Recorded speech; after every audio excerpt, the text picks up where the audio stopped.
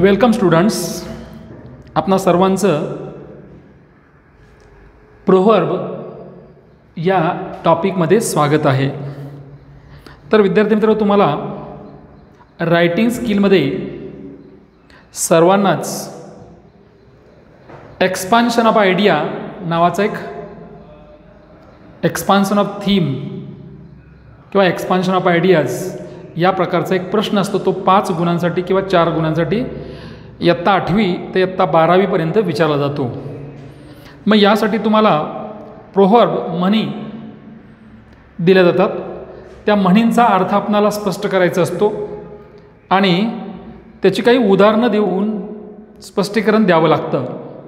तर विद्यार्थी मित्र, आपणा सर्वांना माहीत असणं गरजेचं आहे की म्हणी म्हणजे काय. तर म्हणी म्हणजेच कमी शब्दामध्ये जास्त कल्पनांचा विस्तार. आता बघा, इथं प्रोव्हर्ब्स म्हणी बघतोय आपण. या म्हणींचा ॲक्युरेट अर्थ माहीत असेल तरच आपण त्याचं एक्सपान्शन करू शकतो. आता बऱ्याचदा काय होतं, या म्हणींचा वापर करत असताना आपणाला अर्थ माहीत नसतो. हाच प्रश्न आपणाला ट्रान्सलेशनसाठी सुद्धा विचारला जातो. ट्रान्सलेशनसाठी 2 गुणांसाठी 9th आणि 10thला सेमी इंग्लिशला विचारला जातो. तर एक्सपान्शन ऑफ आयडियामध्ये 8th पासून 9th, 10th, 11th, 12th सर्वच वर्गांसाठी एक्सपान्शन ऑफ आयडियासाठी हा प्रश्न विचारला जातो. तर यासाठी प्रथम आपणाला या म्हणींचा अर्थ कळणं गरजेचं आहे. आता त्यामध्ये बघूया आपण. पहिली म्हण आहे तुमच्या सगळ्यांच्या परिचयाची आहे. या म्हणी तुम्हाला लिहून घ्याव्या लागतील. बघा, you have to note down all this proverb. मी अगोदर तुम्हाला म्हणी वाचून दाखवतोय. पहिली म्हण आहे, health is wealth, time is money, old is gold, to earn is human, might is right, unity is strength, work is worship, tit for tat, tit for tat, charity begins at home, majority carries the point, familiarity breeds contempt, fortune favors the brave, truth always triumphs, drops make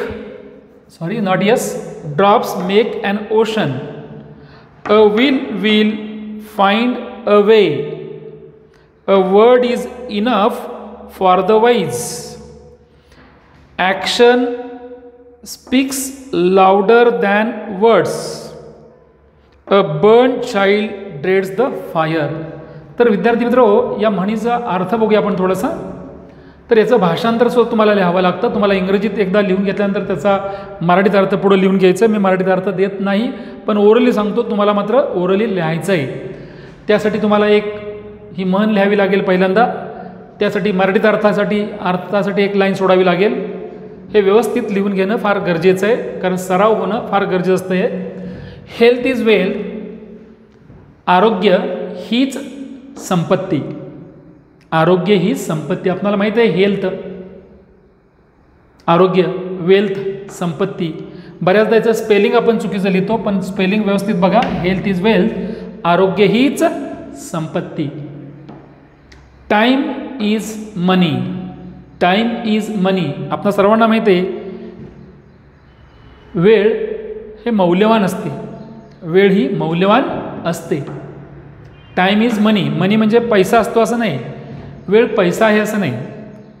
इथं शब्दशः अर्थ न घेता म्हणीमध्ये शब्दशः अर्थ घ्यायचा नसतो. Old is gold, जुने ते सोने, जुने ते सोने. आता बऱ्याचदा आपल्याला यांची उदाहरणं द्यावी लागतात. काय जुने ते सोने बाबा, बऱ्याचशा जुन्या वस्तू असतात आपल्याकडं, त्या कधी ना कधीतरी उपयुक्त ठरतात. जसं आपलं कल्चर असतं, संस्कृती जुनी आहे. जुनी संस्कृती आत्ता आपणाला उपयोगी पडते. जसं की वडीलधाऱ्या माणसांचा मान राखावा, ही आपली संस्कृती आहे. आता जर वडीलधाऱ्या माणसांचा आपण मान राखला, रिस्पेक्ट दिला, तर तुम्हाला कोणीतरी रिस्पेक्ट देईल. रिस्पेक्ट कसा द्यायचा असतो हे आपणाला समजतं. जर समाजामधील लोकांना जर आपण मान दिला नाही आहे तर दुसरे तुम्हाला कोणी मान देणार नाहीत. म्हणजे अशा प्रकारे जुन्या ज्या काही वस्तू असतात, जुनी संस्कृती असेल, जुन्या बऱ्याचशा वस्तू असतात, त्या कधी ना कधी सतत उपयुक्त असतात. आता टू इर इज ह्युमन. टू इरचा अर्थ आहे फॉल्ट, मिस्टेक. ह्युमन म्हणजे मानव. आता बघा, चूक करणे हा मानवी गुणधर्म आहे. बघा, टू इरचा अर्थ चूक करणे, हाच मानव आहे. म्हणजेच काय झालं भाषांतराचं, काय झालं भाषांतर? चूक करणे हा मानवी गुणधर्म आहे. चूक करणे हा मानवी गुणधर्म आहे. नेक्स्ट आहे माइट इज राईट. आपल्या सर्वांना माहीत आहे माइट इज राईटचा अर्थ काय हो? शब्दशः अर्थ घ्यायचा नाही. आता माइट म्हणजे ताकद, शक्ती, राईट म्हणजे योग्य. मग माइट इज राईट म्हणजे माइट इज राईट याचा मराठीचा अर्थ काय होऊ शकतो बघा?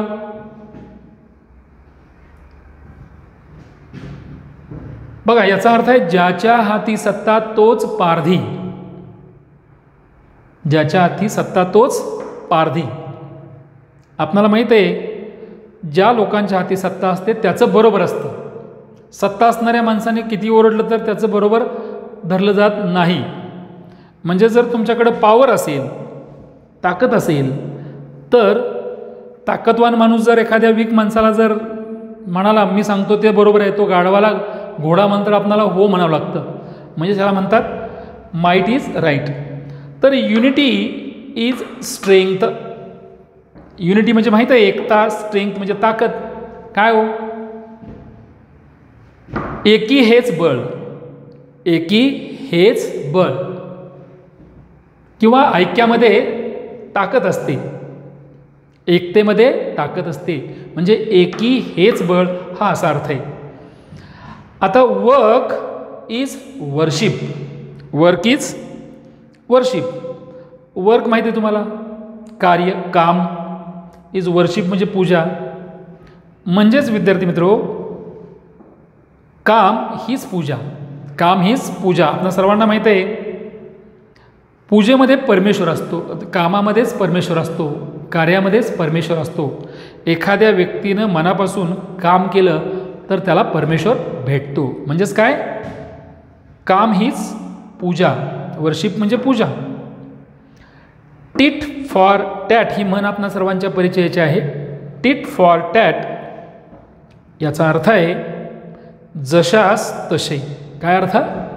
जशास तसे. तर नेक्स्ट आहे number 9, charity begins at home. Charity begins at home. तर विद्यार्थी मित्रो, याचा अर्थ आहे चॅरिटी म्हणजे दानधर्म. बिगिन्स म्हणजे सुरुवात होते, ॲट होम म्हणजे घरापासून. म्हणजेच काय? दान धर्माची सुरुवात, दानाची सुरुवात घरापासून होते. म्हणजेच एखादं चांगलं कार्य, आपल्या सगळ्यांना माहीत आहे की दानधर्म म्हणजे चांगलं कार्य, सत्कार्य. म्हणजे सत्कार्याची, चांगल्या कार्याची सुरुवात आपल्या घरापासून होत असते. काय अर्थ? चांगल्या कार्याची सुरुवात आपल्या घरापासूनच होते किंवा दानधर्माची सुरुवात आपल्या घरापासूनच होते. बघा, यानंतरचा 10 आहे majority carries the point. Majority carries the point. आपणा सर्वांना माहिती आहे विद्यार्थी मित्र, मेजॉरिटी म्हणजे माहीत आहे तुम्हाला, मेजॉरिटी, मायनॉरिटी माहीत आहे आपणाला. कॅरी द पॉईंट म्हणजे तुम्हाला माहीत आहे की एखादी गोष्ट खरी आहे आपण केव्हा म्हणतो? सर्व लोकांनी ती मान्य केली, सर्व लोकांनीच्या तोंडून ते आलं तर त्याला सत्य म्हणायचं. बघा काय म्हणतोय बघा. तर इथं मेजॉरिटी कॅरीज द पॉईंटचा अर्थ आहे पाचामुखी परमेश्वर. पाचामुखी परमेश्वर म्हणजे 5 लोकांच्या तोंडून एखादा शब्द आला तर तो परमेश्वराच्या तोंडून आल्यासारखं असतं. म्हणजे पाचामुखी परमेश्वर म्हणजेच अनेक लोकांच्या तोंडून आलेलं ते सत्य असतं असं मानलं जातं. फॅमिलॅरिटी ब्रीड्स कंटेम्प्ट. बघा, फॅमिलॅरिटी, फॅमिलॅरिटी तुम्हाला माहिती आहे? परिचित, परिचयाचे. एखादी परिचयाची गोष्ट असेल, म्हणजे सारखा सारखा जर तुम्ही एखाद्याच्या घरी गेला तर तुमचं स्वागत न होता तिथं अवगत होतं, तुमचा अपमान वगैरे केला जातो. पण तुम्ही कधी नव्हे एखाद्या पाहुण्याच्या घरी गेला तर तुमचं कौतुक होतं. मग याचा अर्थ आहे अति तेथे माती. बघा, अति तेथे माती. फॅमिलिटी ब्रीड्स कंटेम्प्ट म्हणजे अति तेथे माती. कोणत्याही गोष्टीचा अतिरेक झाल्यानंतर त्याचा नाश होतो, त्याचे परिणाम वाईट होतात कोणत्याही गोष्टीचा अतिरेक झाल्यानंतर. आता जसं की तुम्हाला माहिती आहे की दीपावळीमध्ये आपण काय करतो, करंजा वगैरे करत असतो. ते कधीतरीच करत असतो, त्यामुळे त्याला चव वगैरे लागते, त्याचं कौतुक असतं, स्वागत असतं. पण दररोजच तुमच्या घरी जर एक खाद्यपदार्थ जर स्वीट डिशेस केले जातील, म्हणजे दीपावलीसाठी जे पदार्थ बनवले जातात ते रोजच केले गेले, तर त्याचं स्वागत व्यवस्थित होणार नाही, त्याचं कौतुक व्यवस्थित होणार नाही. म्हणजे याचा अर्थ आहे अति तेथे माती. बघा, फॉर्च्यून फेवर्स द ब्रेव. विद्यार्थी मित्र, फॉर्च्यूनचा अर्थ माहिती आहे, संपत्ती. फेवर्स द ब्रेव याचा अर्थ शब्दशः नाही करता काय म्हणायचं आहे, वीरश्री. बघा, यश वीरश्रीलाच माळ घालते. बघा, नशीब त्याला साथ देते जे शूर असतात. म्हणजे नशीब शूरांनाच साथ देते. काय अर्थ याचा, नशीब शूरांनाच साथ देते. द ब्रेव म्हणजे शूर लोक. नुसताच ब्रेव शब्द असेल तर ब्रेव म्हणजे शूर, पण द ब्रेव म्हणजे शूर माणसे, शूर लोक. मग नशीब शूरांना साथ देते. Truth always triumphs. ट्रूथ म्हणजे सत्य, माहिती आहे. Always, ALWAYS, always Triumph. Triumph म्हणजे विजय होणे. बघा, ट्रायम्फ्स वर्ब आहे इथं. म्हणजे याचाच अर्थ सत्यमेव जयते. काय अर्थ, सत्यमेव जयते. ट्रूथ ऑलवेज ट्रायम्फ, सत्यमेव जयते. नेहमी सत्याचाच विजय होतो. अर्थ काय, सत्यमेव जयते किंवा नेहमी सत्याचाच विजय होतो. ड्रॉप्स मेक अन ओशन. विद्यार्थी मित्र, आपल्याला माहीत आहे की ड्रॉप्स म्हणजे थेंब, ओशन म्हणजे महासागर. पण याचा अर्थ आहे शब्दशः अर्थ न घेता थेंबे थेंबे तळे साचे. काय अर्थ, थेंबे थेंबे तळे साचे. म्हणजे कोणत्याही गोष्टीचा संचय थोडा थोडा केल्यानंतर मोठा संचय होतो.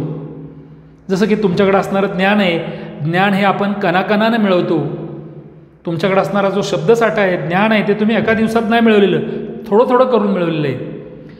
एखादा साधू महात्मा असतो, त्याच्याकडे असणारं ज्ञान आहे तो हळूहळू थोडं थोडं करून मिळवत असतो. किंवा मधमाशाच्या पोळ्यामध्ये असणारा मध आहे, तो कणाकणानं एकत्र करून मधमाशाचं मोठं पोळ तयार होतं. म्हणजे ड्रॉप्स मेक अन ओशन, थेंबे थेंबे तळे साचे.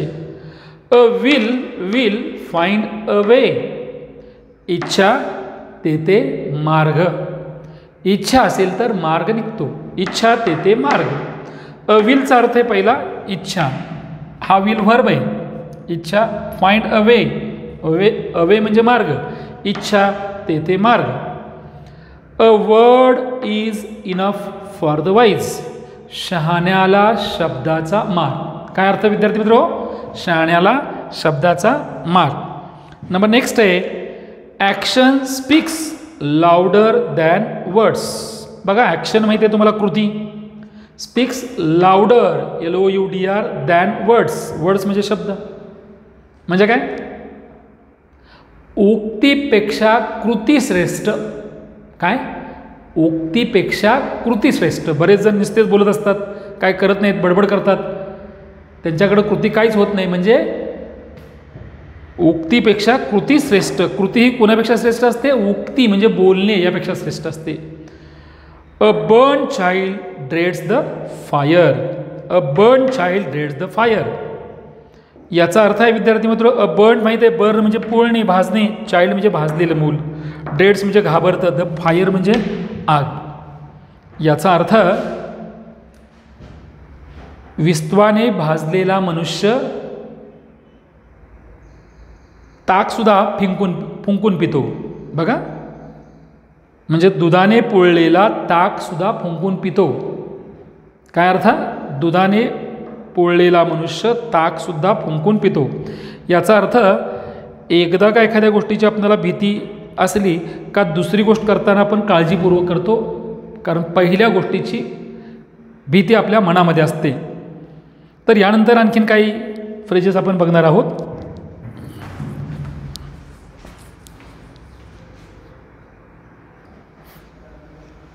तर बघा आणखीन काय आपण म्हणी बघतोय, त्या म्हणजे blood, that is be, blood is thicker than water. आपल्या सगळ्याला माहिती आहे ब्लड आणि वॉटर या दोघांच्यात कंपॅरिझन केलेलं आहे. आता ब्लड म्हणजे रक्त आणि वॉटर म्हणजे पाणी, पण याचा शब्दशः अर्थ न घेता याचा अर्थ आहे रक्ताची नाती ही घट्ट असतात, रक्ताची नाती ही घट्ट असतात. तर पुढं बघा, डेथ कीप्स नो कॅलेंडर. आपल्या सर्वांना माहिती आहे डेथ म्हणजे मृत्यू, कॅलेंडर म्हणजे माहिती आहे दिनदर्शिका. तर याचा अर्थ मृत्यूला काळ वेळ नसतो, मृत्यूला काळ वेळ नसतो. Experience is the best teacher. अनुभव हा सर्वात उत्कृष्ट गुरु असतो. बघा, अनुभव हा सर्वात उत्कृष्ट गुरु असतो किंवा सर्वोत्तम गुरु असतो. Faith can move, MOV, faith can move mountains. विश्वास, फेथ म्हणजे विश्वास. बघा, विश्वासाने कोणतीही अशक्य गोष्ट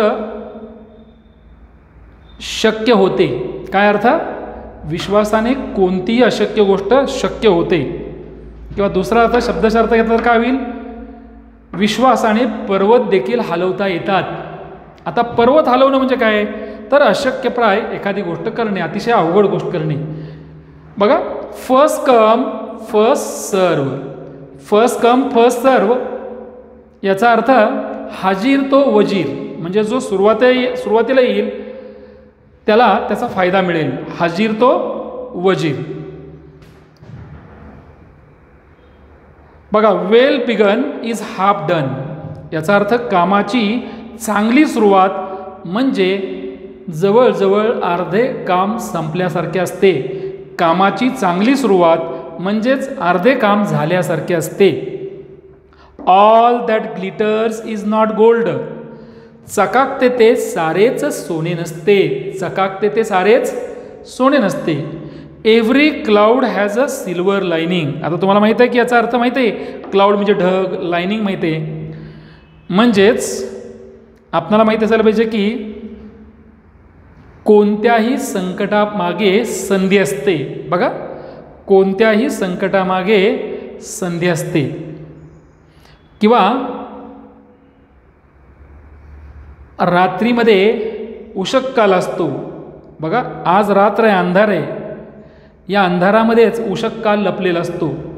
necessity is the mother of invention. Necessity आवश्यकता, मदर माता, इन्व्हेन्शन म्हणजे काय हो? इन्व्हेन्शन म्हणजे शोध. शोध ही काळाची जन्य असते. शोध ही काळाची जन्य असते. म्हणजे आपण वेगळी संकट येतात तेव्हा त्यातनं नवीन नवीन शोध तयार होतात. जसं बघूया आपण, नेक्स्ट बघूया आपण, हेस्ट मेक्स वेस्ट. गडबडघाई संकटात नेही. काय याचा अर्थ? गडबडघाई संकटात नेही. कोणतेही गडबडीत केलेले काम हे आपणाला संकटात नेऊन टाकते. Well begun is half done. Well begun is half done याचाच अर्थ इथं आपण पाहिलेलंच आहे, हे डबल झालेलं आहे. तर no rose without a thorn आणि नो पेन्स नो गेन, ह्या दोघांचाही अर्थ एकच आहे, काट्या विना गुलाब नाही. आता काट्या विना गुलाब नाही आणि नो पेन नो गेन, कष्टाविना फळ नाही. ह्या दोघांचा अर्थ एकच आहे, कष्टाविना फळ नाही. म्हणजे कष्ट केल्याशिवाय फळ मिळत नाही. कष्ट केल्याशिवाय फळ मिळत नाही. म्हणजे काट्याशिवाय गुलाब नाही, म्हणजे कष्टाविना फळ नाही. अ stitch in time, STITCH, a stitch in time saves 9. वेळेवर टाकलेला 1 टाका बाकीचे 9 टाके वाचवतो. काय अर्थ? वेळेवर टाकलेला 1 टाका बाकीचे 9 टाके वाचवतो. म्हणजे कोणती गोष्ट आपण वेळेवर केली तर बाकीचा उपद्व्याप आपणाला टाळता येतो. Spare the rod and spoil the child, not rod, CHILD, child. Spare the rod and spoil the child याचा अर्थ, आता स्पेअर म्हणजे राखून ठेवणे, रॉड म्हणजे छडी, तुम्हाला माहिती. स्पॉइल द चाइल्ड म्हणजे मूल बिघडतं. म्हणजे काय? छडी लागे छम छम विद्या येई घम घम. याचा अर्थ काय? छडी लागे छम छम विद्या येई घम घम. याचा अर्थ एखाद्या गोष्टीचं, एखादी चांगली गोष्ट तुमच्यावर जर बिंबवायची असेल तर ती सहजासहजी बिंबवता येत नाही. त्यासाठी काही स्ट्रिक्ट नियम ठेवावे लागतात. तर विद्यार्थी मित्र, अशा प्रकारे या म्हणी आहेत. याच म्हणी तुम्हाला परीक्षेला पुन्हा पुन्हा विचारल्या जातात. यांचा अर्थ जर कळला तर आणि तरच तुम्ही त्याचं स्पष्टीकरण देऊ शकता. आता याचं स्पष्टीकरण देताना उदाहरणाच्या साहाय्याने स्पष्टीकरण द्यायचं असतं. हे मी बोलतोय ते एक्सपान्शन ऑफ आयडिया या प्रश्नाचं उत्तर लिहिताना. आता नेहमी एक्सपान्शन ऑफ आयडिया याच्याशिवाय बरेचसे तर हेच विचारतात, याच्याशिवाय शक्यतो बाहेरचं विचारलं जात नाही. त्यामुळं या सर्वमध्ये 31 एक म्हणी आहेत. एक डबल झालेली आपली. या म्हणी पाठांतर करा, समजून घ्या. मला वाटतं हे जर पुन्हा पुन्हा वाचलं तर तुम्हाला खूप चांगल्या प्रकारे समजेल.